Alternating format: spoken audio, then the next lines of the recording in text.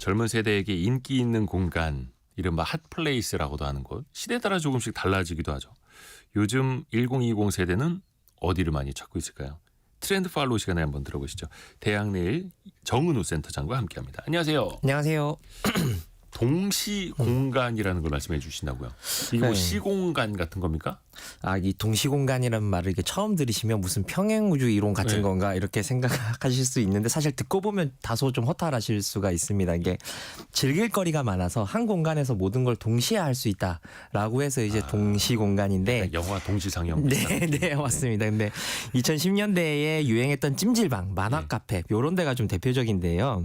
그 찜질방에서 이제 몸도 씻고 소위 말하는 이제 몸도 지질 뿐 아니라 맛있는 음식도 먹을 수 있지 않습니까? 근데 요런 것들이 실제로 올 1월 기준으로 찜질방 검색량이 약 46만 건으로 지난해 동기 대비해서 한 10만 건 가량 급상승을 했고요. 다시 찜질방이 떠요? 네, 그리고 또 폐업이 굉장히 러시였던 만화 카페 같은 경우에도 최근에 인기를 끌면서 만화책도 보고 OTT도 시청하는 만화 카페가 동시 공간으로 인기를 끌고 있는데 어떻게 보면 이 한 공간에서 다양한 즐길거리가 있어야 된다라는 게 어떤 핫플의 기준으로 바뀌고 있다라고 보시면 될 것 같습니다. 아니, 찜질방 요즘 많이들 안 가서 특히 네. 이제 코로나 때 많이 힘들었고 맞습니다. 그래서 폐업도 많이 늘었다고 들었는데 네. 찜질방 찾는 사람들 다시 늘고 있고 네. 만화방이 아니라 만화 카페도 카페. 늘고 네. 있고 사실은 예전부터 인기가 있던 장소이기는 했는데 네. 지금 다시 뜨는 이유는 뭘까요? 이게 아무래도 가장 큰 이유를 미친 것은 이 팝업과 팝업 투어의 문화 때문인데요. 이 특정 공간에서 다양한 몇 가지 체험을 하는 팝업 스토어에 굉장히 이 Z세대들이 익숙해지고 이 또 팝업이 또 옹기종기 모여있는 또 성수동 같은 공간들이 또 있습니다. 그러다 보니까 여기서 투어가 가능해지면서 한 공간에서 다양한 컨텐츠를 즐길 수 있다라고 하는 게 당연해진 세대이고요. 또 개인의 취향이 좀 다양해진 것도 좀 이 영향을 끼치는 것으로 보입니다. 이 취향과 취미 같은 것들이 좀 다양해지다 보니까 친구들이랑 만날 때도 모두의 취향을 충족시켜 줄 수가 없고 그러다 보니까 다양한 이종의 무언가를 할 수 있는 공간을 좀 선호하게 되는데 가령 이제 대구 같은 경우에는 뭐가 있냐면 노래방을 선호하지 않는 사람이 이제 대관람차형 노래방이라는 게 있습니다. 여기 가서 대관람차 안에서 노래방을 이렇게 부르는 건데요. 꼭 노래방을 싫어하더라도 그 실제 놀이기구 네, 관람차요? 코인 노래방에 있는 겁니다. 그 안에 네. 그래서 노래방을 싫어하더라도 난 노래를 안 부르더라도 뭐 놀이기구나 풍경 같은 걸 또 즐길 수 있으니까 그렇게 그 또 공중에서 노래 부르는 재미도 있겠네요. 네, 그렇죠. 그래서 이런 공간들이 선호되는 건데 뭐 이를테면 뭘 좋아하는지 몰라서 이것저것 다 준비해봤다. 요거의 어떤 현실 버전이라고 보셔도 될 것 같습니다. 이것도 즐기고 저것도 즐기고 네. 취향이 다른 사람이랑 같이 즐겨도 괜찮고. 그렇죠. 네. 근데 또 이런 현상이 네. 소비 심리가 얼어붙은 것도 하나의 배경이라고. 당연합니다. 이게 최근에 어떤 경제 불황으로 이른바 과소비를 경계하는 이른바 안티플렉스 성향이 좀 많이 생겨나고 있는데요. 예전에 오마카세라든지 뭐 Z세대가 명품 소비를 많이 한다. 이런 것들은 사실 좀 옛말이 되어가고 있고 가성비 높은 브랜드와 체험을 쫓는 이런 흐름들도 동시공간 선호에 좀 한몫을 하고 있습니다. 그래서 5만 원 내고 한 가지 체험하기보다는 한 가지 내고 5가지 체험하고 싶다. 그러니까 10,000원 내고 5가지 체험하고 싶다. 뭐 이런 흐름이라고 보시면 될 것 같습니다. 거의 뭐 2021년 그 유동성 풍부하던 시절에는 5만 원 내고 한 가지 즐기기였는데 그렇죠. 네. 이제는 10,000원 내고 5가지 즐기기. 네. 근데 그 백화점 쇼핑몰 가도 동시에 즐길 거리 여러 네. 가지가 있고 네. 뭐 영화관, 카페도 마찬가지인데 그러면 여기도 Z세대가 생각하는 동시 공간이 될 수 있는 겁니까? 요게 조금 미묘한 차이가 있습니다. 말씀하신 복합 쇼핑몰 이런 곳들은 다양한 콘텐츠가 있는 건 사실이지만 문화예술 시설이 2개 이상의 개별 공간으로 있다라는 거죠. 그러니까 영화관 따로, 서점 따로, 카페 따로, 식당 따로. 거기 공간이 다 분리되어 있죠. 네, 이렇게 있죠. 근데 이 동시 공간은 익숙한 기존 공간의 색다른 경험이나 이종의 경험을 할 수 있는 이런 것들이 동시에 준비되어 있는. 그냥 그 매장 안에. 맞습니다. 그래서 그 마포에 있는 한 독립서점은 독립서점이기도 하면서 작업실이기도 하고 스터디 카페이기도 하고 회의실이기도 하고 뭐 이런 형태로 구성이 된다라거나 이런 것들이 이제 동시 공간이라고 보시면 될 것 같습니다. 한 곳 가면 네, 문 열고 다른 데 나가지 않고 맞습니다. 그 안에서 다 할 수 있는 거. 네.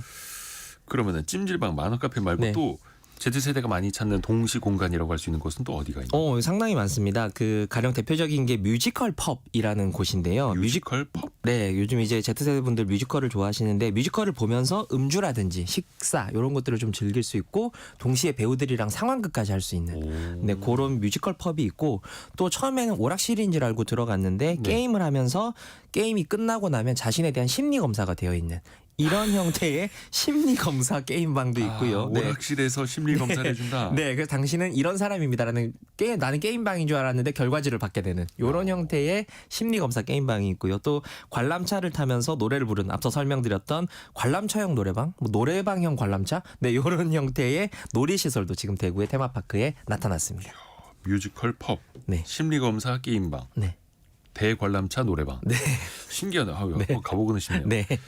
여행이나 숙박 시설에는 이미 변화가 생기고 있다고요, 또? 네, 뭐 숙박 시설에서 이거 넷플릭스나 게임 온라인 게임 같은 거 하는 거는 좀 익숙한 문화이실 텐데요. 예. 이런 전통적 형태의 어떤 동시 공간 모습에서 좀 더 이색 경험이 더해지고 있다라고 보시면 좋겠습니다. 숙박 시설 안에서. 맞습니다. 그래서 인천의 한 숙박 시설에는 그 입양을 기다리는 그 유기묘들과 한 공간에서 지내면서 1인 집사 체험을 해보는 이 숙박 시설이 생기고 있는데요. 고양이 카페가 아니라 고양이 숙소? 고양이 숙소에 사람이 초대된다고 해야 될까요? 아무튼 찾아간다고 해야 될까요? 그런데 단순히 이제 고양이랑 논다 이런 게 아니라 이 반려묘를 기르려면 어떤 교육을 내가 받아야 하는지 그리고 이 고양이들이 어떤 환경에서 스트레스를 받는지 이런 것들을 좀 친절하게 알려주면서 일종의 좀 유기묘를 기르기 위한 반려 그 교육 시설 이런 것들 기능도 좀 하고 있다라고 보시면 될 것 같고요.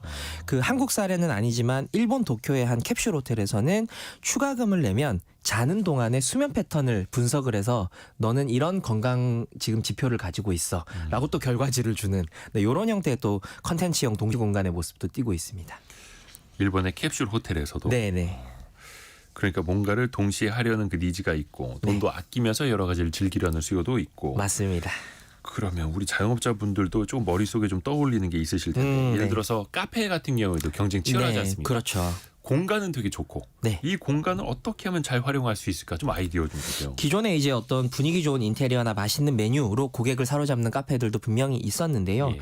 요즘엔 이제 그 이색 경험이 좀 더해지면서 타코야끼라는 그 일본식 문어구이 요걸 예. 이제 좀 직접 만들어 보는 네, 그런 형태의 이색 체험 카페가 좀 등장을 그걸 하고 있는. 만드는 체험. 네, 네. 근데 그게 재밌나라고 하실 수 있는데 한 달 전에 모든 예약이 지금 마감될 정도로 지금 현재 인기를 끌고 있고요.